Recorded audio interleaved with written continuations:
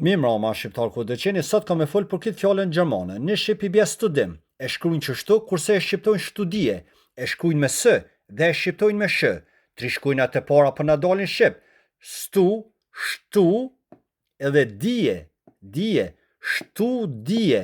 Ti shkon shkollë me shtu dije. A jeni të po për shkallafin? So bukur e let shqipja shpjegon qëllimin e rrojë në shkakun e fjallës studie të gjermanishtës.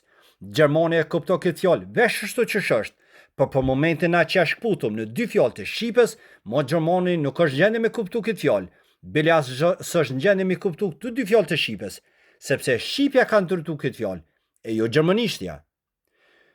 Fal gjuhës shqipe kjo fjallë ekziston.